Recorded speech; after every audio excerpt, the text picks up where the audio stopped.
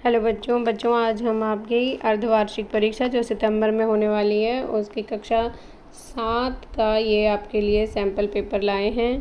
तो देखें, इसमें जो सैम्पल पेपर है ये है गणित विषय का है। ठीक है, तो आपने अब पहले जो 7वीं का दिखा था वो विज्ञान विषय का था, अब ये गणित विषय का है। ठीक है, तो गणित विषय के सैम्पल पेपर का जो पैटर्न है वो अभी वही है जैसे विज्ञान का था, कि इसमें आपके कुल मार्क्स जो होंगे बच्चों वो 40 मार्क्स होंगे, जिसमें 1 से 10 के जो प्रश्न उत्तर हैं वो ऑप्शनल होंगे 1-1 मार्क्स के। ठीक है, जिसमें आपके ऑप्शन के साथ साथ खाली स्थान और सत्यासत्य भी हो सकते हैं। इसके बाद जो आपके 11 से 14 तक के हर एक क्वेश्चन 11 से 13 क्वेश्चन, 3 क्वेश्चन 11, 12वां और 13वां, ये तीनों क्वेश्चन 2-2 मार्क्स के हैं। फिर 14 से 16, 14, 15, 16 ये 3 जो प्रश्न होंगे आपके ये तीनों 3-3 मार्क्स के होंगे। और फिर 17 से 19 तक के मतलब 17, 18, 19 5-5 मार्क्स के क्वेश्चन होंगे। ठीक है बच्चों, तो इस तरह से कुल आपके 40 अंक होंगे और आपको समय मिलेगा 90 मिनट यानी लगभग 1 और आधा घंटा। ठीक है, मतलब 1.5 घंटा आपको समय मिलेगा। तो चलो हम लोग अब इस प्रश्न उत्तरों को देख लेते हैं। तो पहला प्रश्न जो आपके लिए यहाँ लिखा गया है वह देखें, थोड़ा सा इसे बड़ा कर लेते हैं स्क्रीन को। हाँ, अब देखते हैं। तो देखें, पहला प्रश्न जो है, ज्ञात कीजिए 2/5 गुणा में 5 सही 1/4। तो यहाँ ऑप्शन दिए हुए हैं, उनमें से आपको आंसर ढूंढना है। तो आंसर ढूंढने के लिए पहले इसे हल करेंगे। 2/5 गुणा में 5 सही 1/4 है ना बच्चों, तो इस 5 सही 1/4 ये मिश्रित भिन्न है, इसको आप उचित या फिर अनुचित भिन्न जो भी इसका बने उसमें बदलेंगे। ठीक है, तो इसको पहले 5 की 4 से गुणा करेंगे, 5 चौक 20 हो गया, और उसमें ये ऊपर वाला जो 1 है इसको जोड़ देंगे, तो ये आ गया आपका 21/4। ठीक है, इसको अब आप आगे हल करेंगे। तो आगे जब इसको हल करेंगे तो यहाँ जो कटती है संख्या उसको काट लेंगे, 2 एकम 2, 2 दूनी 4, ये कट गई है। और ऊपर अब हमारे पास बच गया 21 और नीचे बच गया 10, क्योंकि 5 की और 2 की गुना हो गई, 5 दूनी 10। तो देखें बच्चों, 21/10 आ गया। जब कोई संख्या 21/10 है तो आपको इससे 10 से भाग करने की कोई ज़रूरत नहीं है। आप सिंपली इसको क्या कर सकते हैं कि डेसिमल का ऊपर प्रयोग कर सकते हैं। मतलब 1 0 है तो पीछे से 1 अंक गिनिए और उसके बाद डेसिमल यानी पॉइंट या दशमलव आप लगा दें। ठीक है, तो इस तरह से ये आंसर आपका बन गया 2.1। तो ये आपका फाइनल आंसर है बच्चों। ठीक है, 2.1। तो हमेशा याद रखें, कोई भी संख्या अगर आपको दी गई है, ठीक है, उसको चाहे जैसे मान लो आपको यहाँ 21 है, 22/10 दिया है, तो ये लास्ट वाली मतलब कि 10 की में कितनी जीरो हैं, एक जीरो है, तो पीछे से एक संख्या गिनेंगे और उसके आगे दशमलव लगा देंगे। ठीक है, इस तरह से ये बहुत आसानी से आपसे हल हो जाएगा। ठीक, तो इसको आंसर देख लेते हैं। अब इसका जो ऑप्शन आंसर दिया हुआ है वह 2.1 ये वाला है। ठीक, तो इसके बाद देखें p का मान बताएं। तो यहाँ हमारे पास समीकरण दिया हुआ है 2p - 1 बराबर में 23। ठीक है, इस समीकरण को हल करके हमने ये जो p है इसका मान निकालना है। बहुत ही आसान है बच्चों, ये देखें आप, ये p वाला जो भी चर वाला अंक है उसको वहीं छोड़ दें और जो दूसरा अंक है उसकी साइड बदल दें। पहले तो 23 यहाँ पहले ही लिखा है राइट साइड में, तो इस -1 की आप साइड बदलेंगे तो ये +1 हो जाएगा। ठीक है, तो 23 और 1 में जोड़ दिया इसमें तो 24 हो गया। ठीक, अब p का मान निकालेंगे तो p के साथ 2 की गुणा हो रही है बच्चों यहाँ पर, है ना, तो 2 की गुणा हो रही है, तो p से इस 2 को हटाएंगे तो ये गुणा हो रही है, तो दूसरी साइड जब इसकी बदलेंगे तो नीचे जाके ये भाग हो जाएगा। ठीक है, तो इस तरह से 2 एकम 2, 2 को काटेंगे तो 12 आ जाएगा। तो आपका आंसर p का कितना आ गया बच्चों, 12। ठीक, तो यहाँ पर आप 12 ढूंढ लें, ये पहले ही ऑप्शन में दिया हुआ है 12, तो आपका आंसर जो है वह क्या हो गया इसका, 12। ठीक है, इसके बाद अगला देखें, जब दो कोणों के मापों का योग 90 डिग्री होता है तो ये कोण क्या कहलाते हैं। तो कोई भी दो कोण जब बच्चों 90 डिग्री के होते हैं, मान लो आपके पास एक कोण दिया हुआ है 60 डिग्री का और दूसरा कोण दिया हुआ है 30 डिग्री का, ठीक है। तो इन दोनों को जोड़ने पर जो बनता है वो कितना बनता है बच्चों, 90 डिग्री का, है ना। तो 90 डिग्री का जो भी कोण बनता है दो कोणों के जोड़ने पर, उसको कहा जाता है पूरक कोण। क्या कहेंगे बच्चों, पूरक कोण। तो यहाँ हमारा आंसर जो है वो देख लेते हैं। इसका आंसर जो आपका होगा वह है ये ख वाला, पूरक कोण, ठीक है। इसके बाद अगला चौथा देखें, समीकरण बनाएं। समीकरण बनाना है। समीकरण बनाने के लिए बहुत आसान सा आपके लिए ध्यान देने की बात है बस केवल, और कुछ नहीं है। देखो y के 6 गुना, 6 के साथ गुना लिखा है, यानी कि 6 जो है वह y के साथ गुना होएगा, ठीक है। तो 6y लिख दिया हमने। 6 और y के बीच में देखो कोई निशान नहीं लगाया, तो ये गुना माना जाता है, ठीक है। इनके बीच में गुना का निशान है, तो 6y जो है वो क्या हो गया, y का 6 गुना। अब कह रहे हैं आगे, में से 6 घटाने पर, घटाने का सिंबल क्या होता है बच्चों, माइनस, है ना। घटाने में हम लोग किसी भी संख्या को माइनस करते हैं, तो ये माइनस का निशान हो गया। कितना घटाना है, 6 घटाना है, तो -6, ठीक है। आपको 60 प्राप्त होगा, तो बराबर में जब प्राप्त होगा वह चीज़ हमने बराबर का निशान लगा के लिखनी है, ठीक है। जितनी भी संख्या आपको प्राप्त हो रही है वह बराबर के बाद लगेगी, तो 60 प्राप्त हो रहा है तो बराबर 60, ठीक। तो इस तरह से बस ये आपका समीकरण बन गया, 6y - 6 बराबर 60, ठीक है। तो आंसर देखते हैं। आंसर जो है इसका कौन सा बनेगा, ये देखें, ये ग वाला ऑप्शन, ये 6y - 6 बराबर में 60, ये आपका ऑप्शन बन गया, ठीक है। इसके बाद अगला देखें, ज्ञात कीजिए 250 का 15%। तो देखें बच्चों, जहाँ भी आपको ऐसा लिखा है 250 का 15% है जैसे, तो जो का वाला शब्द होता है उसको हमेशा हटा के आपने क्या लिखना है, गुणा लगाना है बस, ठीक है। 250 गुणा में 15%। अब देखो प्रतिशत क्या होता है, प्रति 100, है ना, प्रति 100। तो इसके लिए 15 के नीचे 100 लिख देंगे। जिस अंक के साथ प्रतिशत लिखा है उस अंक के नीचे आप 100 लिख देंगे, और अब इसे हल कर लें, ठीक है। तो ये जैसे ये 0 से ये 0 कट गई आपकी, और यहाँ से इसको काट लेते हैं, 3 × 5 = 15, और 5 से काटते हैं इसको, 5 × 3 = 15 और 5 × 2 = 10, ठीक। तो इस तरह से ये आपका ऊपर 25 और 3 बच गया, तो 25 और 3 को गुणा करेंगे, 25 × 75 बटे में 2, इसको जब आप भाग करेंगे तो आपका आंसर 37.5 आएगा, ठीक है। तो आपका ऑप्शंस देख लेते हैं। तो इसमें ये देखें, ये पहला ही ऑप्शन जो है ये आपका आंसर है 37.5, ठीक। तो इस तरह से ये आपके जो क्वेश्चन हैं ऑप्शन वाले 5 पूरे हो गए। इसके बाद है खालिस्तान। खालिस्तान में देखें, सबसे अधिक बार आने वाला प्रेक्षण, मतलब आपके पास प्रेक्षणों का समूह है मान लो, और उसमें जो सबसे अधिक बार संख्या आती है उसको क्या कहते हैं। यहाँ ऑप्शन भी दे दिया है, माध्य और बहुलक, ठीक है। अब आपके टेस्ट में ज़रूरी नहीं है बच्चों की ऑप्शन दिए हों, है ना, पर फिर आपको याद होना चाहिए, तो आप आसानी से कर लेंगे। तो सबसे अधिक बार आने वाले प्रेक्षण को क्या कहा जाता है, बहुलक, है ना।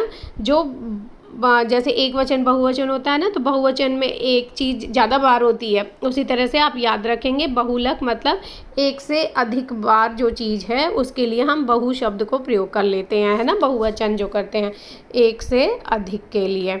तो यहाँ पर भी एक से अधिक पूछा गया है, तो इसलिए आप उसको क्या कर देंगे, बहुलक, ठीक है। इसके बाद अगला क्वेश्चन देखें, 4.8 को भाग करना है 10 से। तो देखें बच्चों, अभी मैंने आप लोगों को सिखाया था कि किसी भी संख्या को अगर आपने भाग करना है 10 से, अब यहाँ पर थोड़ा सा अलग हो जाएगा। जैसे देखें 4.8 और भाग में है 10, ठीक है। तो इस भाग को हम बदल सकते हैं गुणा में, गुणा में बदलेंगे तो 1/10 हो जाएगा ये, क्योंकि अभी ये 10 है तो इसका उल्टा होके 1/10 हो जाएगा। तो आप इस दशमलव को पहले हटाएं, तो 4.8 जो है इसका मान लो दशमलव हटा दिया तो पीछे एक संख्या है ना, तो यानी 1 0 वाला 10 आ गया, ठीक। और इसको हमने गुणा का निशान लगा के 1/10 यहाँ कर लिया। ठीक, अब देखें, अब ये हमारी जो संख्या बन गई 48 बटे में 100 बन गई।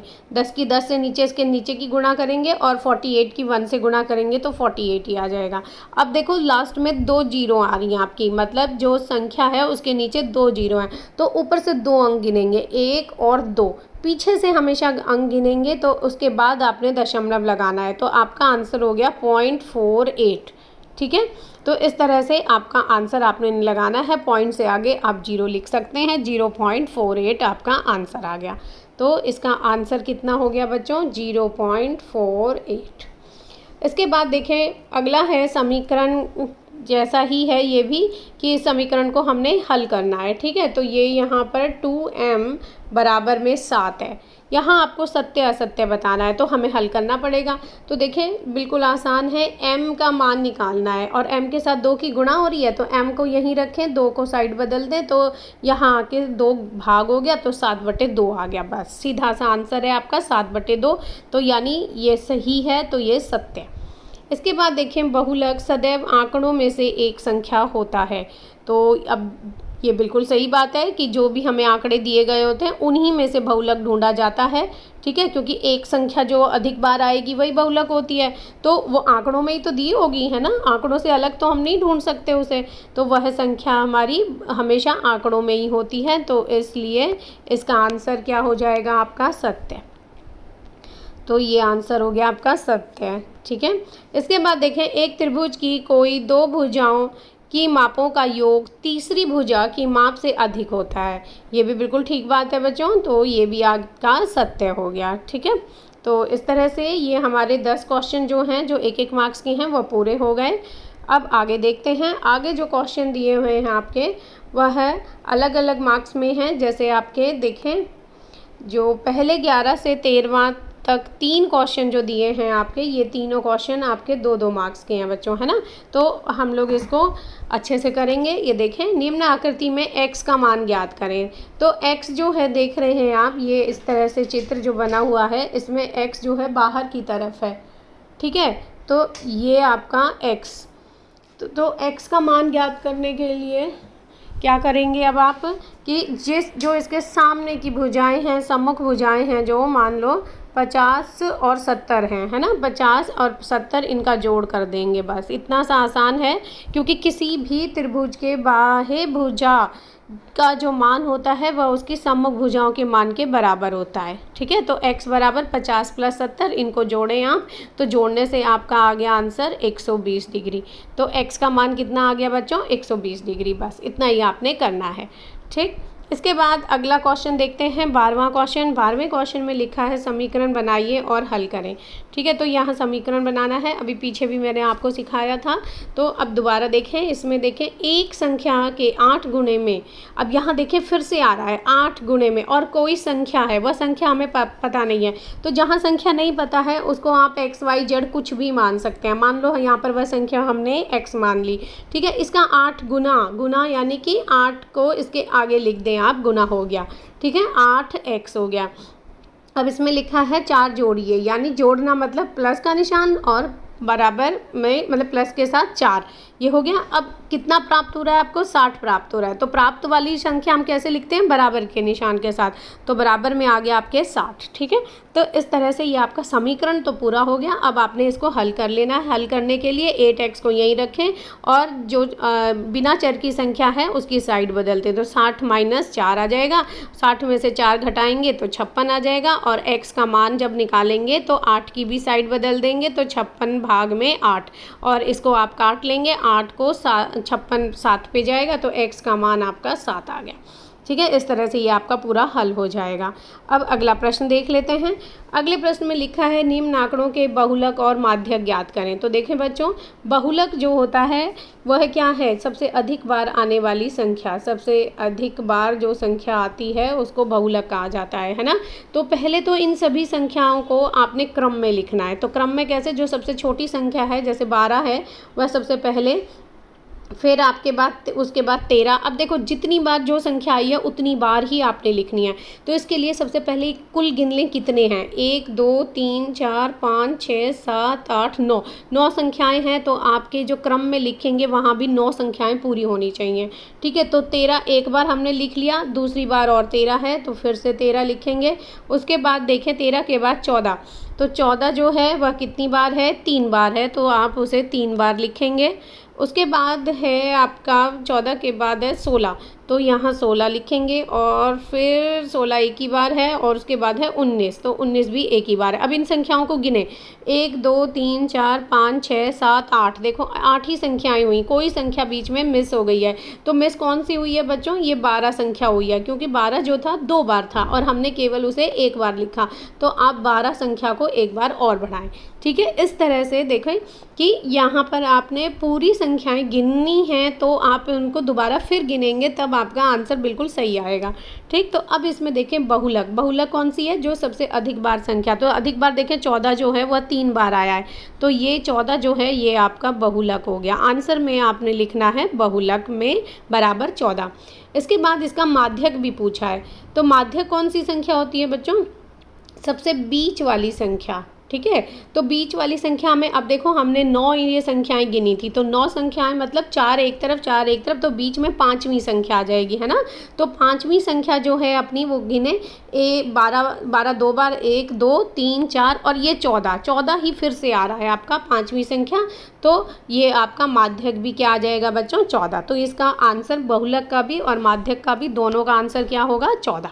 ठीक, तो इसके बाद अगला क्वेश्चन देखते हैं। अगले क्वेश्चन में है कोणों में निम्न युग्मों में से पूरक और संपूरक युग्मों को पृथक कीजिए। ठीक है, तो अब देखें पूरक कोण कौन से होते हैं बच्चों, जिनका जोड़ जो है 90 डिग्री आए। ठीक, तो और संपूरक कोण कौन से होंगे बच्चों, संपूरक कोण हम उनको कहते हैं जिनका जोड़ जो है 180 डिग्री आए। ठीक है, 90 डिग्री वाला पूरक और 180 डिग्री वाला संपूरक।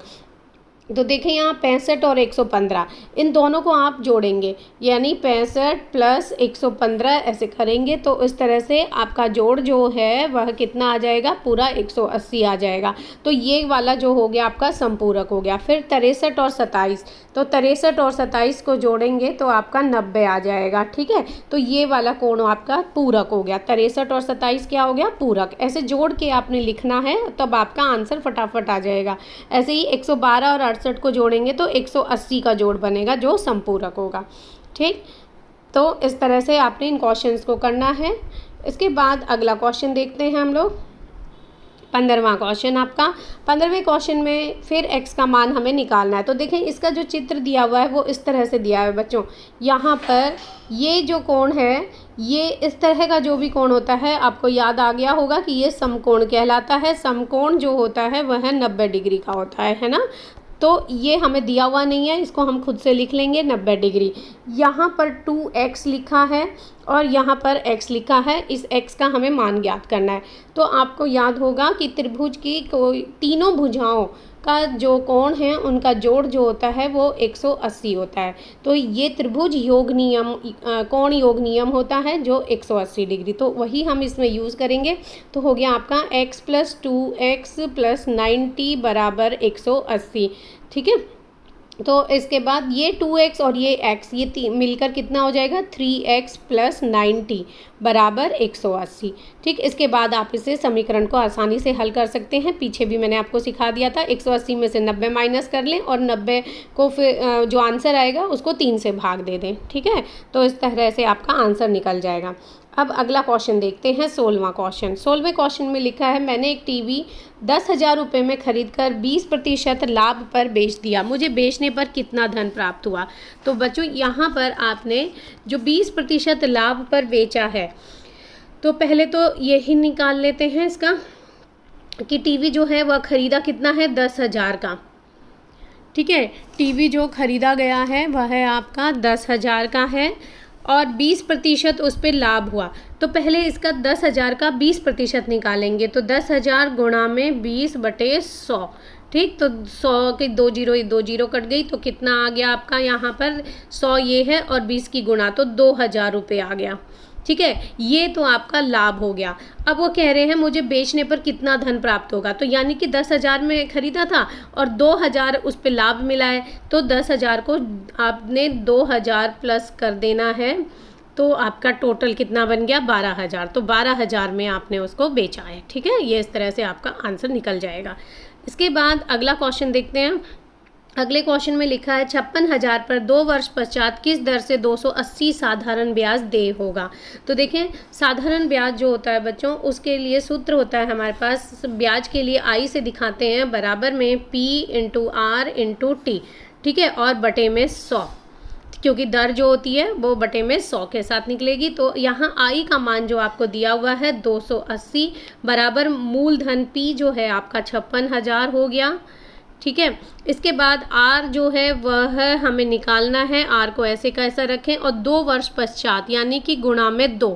ठीक है, और बटे में 100। इसके बाद आपने यहाँ पर इसको कैसे करेंगे, एक बार मैं थोड़ा सा समझा ही दूँ आपको अच्छे से। तो देखें, ये हो गया आपका 280 बराबर 56,000 गुणा में आर गुणा में टी बटे में 100। ठीक है, अब इसका क्रॉस मल्टीप्लाई कर लेंगे। क्रॉस मल्टीप्लाई करेंगे तो 280 की गुणा 100 से हो जाएगी और सामने बच गया हमारे पास 56,000 गुणा में आर गुणा में टी।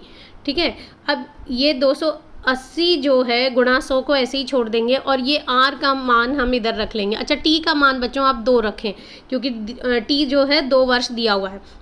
तो अब यहाँ साइड फिर बदल लेंगे, ये सब गुणा हो रहा है क्योंकि हमें आर निकालना है, तो ये भाग में आ जाएगा। तो ये आ गया आपका 280 गुणा में 100 भाग में 56,000 गुणा में 2 बराबर आर। ठीक है, इसको आप हल करेंगे तो आर का मान आपका निकल आएगा। ठीक है बच्चों, इसको अब आप खुद हल कर लें। इसके बाद अगला क्वेश्चन देखते हैं। अगला क्वेश्चन जो लिखा है, अमीना एक पुस्तक 275 में खरीदकर 15% हानि पर बेचती है, पुस्तक का विक्रय मूल्य ज्ञात करें। तो यहाँ पर भी ये बिल्कुल ऊपर वाले के तरह क्वेश्चन है कि 275 रुपये में उसने खरीदी है और 15% उसे हानि हुई है। तो 275 का पहले आप 15% निकालेंगे। ठीक है, 15/100 करके इसके निकालेंगे। हानि आएगी आपकी, हानि जो आएगी वो आपने इसमें से घटा देनी है। 275 में से घटा देने पर आपका विक्रय मूल्य आ जाएगा। ठीक है, इसके बाद अगला क्वेश्चन देखते हैं कि यहाँ पर 200 विद्यार्थियों का आंकड़े दिए हुए हैं जो मनपसंद रंग के हैं। ठीक है, क्वेश्चन में पूछा है कि इसको एक दंड आलेख से दिखाएं। देखो एक यहाँ 2 बार लिखा गया है, इस एक को काट दीजिएगा। एक दंड आलेख से आपने इसको दिखाना है। तो दंड आलेख कैसा होता है बच्चों, इस तरह से आप बनाते हैं उसे, जिसमें आयत के रूप में आप बनाते हैं। ठीक है, तो यहाँ पर जो लाल, हरा, नीला, पीला, नारंगी ये रंग दिए हुए हैं। तो देखो लास्ट में यहाँ 2 क्वेश्चन भी लिखे हैं। तो लास्ट वाला क्वेश्चन कुल कितने रंग हैं, तो आप ये रंगों को गिन लेंगे, 1 2 3 4 5। तो रंग तो आपके 5 हो गए। कौन सा रंग सबसे अधिक पसंद किया जाता है, तो सबसे अधिक संख्या देखें किसकी है, 55 पे दिया हुआ है नीला रंग। तो यहाँ इसका आंसर आ जाएगा नीला आपका। ठीक है, पहले भाग का नीला, दूसरे का 5। तो उसके बाद दंड आलेख जो है आप यहाँ पर जैसे मान लो एक साइड में तो यहाँ संख्या ले लेंगे विद्यार्थियों की। संख्या जो है वह जैसे सबसे छोटी संख्या कौन सी है, 19 है। तो 10-10 का अंतर कर लेते हैं। 0 ये हो गया 10, 20, 30, 40, 50 और 60 तक ले लेने से काम चल जाएगा, क्योंकि सबसे बड़ी संख्या आपकी 55 है। ठीक है, उसके बाद लाल 43 पे है, तो नीचे आपने रंग लेने हैं और लाल का 43 यानी कि 40 के बाद 3 संख्याएं गिनकर, 3 लाइन गिनकर आपने वहां तक उसको निशान लगाना है। इस तरह से दंड आलेख बनेगा। हरा पे है 19, तो 20 से 1 कम पे 19 पे लगा देंगे। नीला 55 है, तो 50 के ऊपर 5 और गिन के 55 बना देंगे। पीला 49 है, तो 50 से 1 नीचे 49 तक कर देंगे। नारंगी 34, तो 30 के बाद 4 और गिन के यहाँ 34। इस तरह से ये आपका दंडालेख पूरा हो जाएगा और इन रंगों के नाम आप इन दंडालेख में लिख सकते हैं। ठीक है, जैसे इसके अंदर आपने लिख दिया नारंगी, ठीक है, यहाँ पे लिख दिया पीला, या फिर इसको ऐसे लाइन लाइन करके या डॉट डॉट करके कुछ भी करके आप इसे शेड करके भी दिखा सकते हैं। ठीक है, तो रंग जो है नीचे लिख लेंगे। तो इस तरह से देखें बच्चों, आपका ये पूरा पेपर हो गया है। तो और आप, मुझे उम्मीद है कि आपको अच्छे से समझ आया होगा। इसकी बार बार प्रैक्टिस करें तो आपको इस तरह के और क्वेश्चन जो हैं वो भी करने आएंगे। और बच्चों जिन बच्चों ने अब तक चैनल को सब्सक्राइब नहीं किया है वो सभी बच्चे चैनल को सब्सक्राइब ज़रूर कर लें, क्योंकि अभी आपका एक और सैम्पल पेपर आएगा जो आपकी फिर मदद करेगा कि आपका जो पेपर है हाफ ईयरली पेपर वह आप आसानी से कर पाएँ। जितना पेपर की प्रैक्टिस करेंगे उतना ही आप आसानी से क्वेश्चंस को समझेंगे। ठीक है, मैं आंसर्स को समझाती हूँ, वीडियोस थोड़ा बड़े बन जाते हैं, पर मैं सिर्फ यही सोचती हूँ कि बच्चों को आंसर, अगर मैंने क्वेश्चन लिखे हैं तो उनके आंसर भी आने चाहिए। ठीक है, तो इसलिए चैनल को ज़रूर ही सब्सक्राइब कर लें बच्चों, ताकि आपको नोटिफिकेशन टाइम पे मिलते रहें। धन्यवाद बच्चों।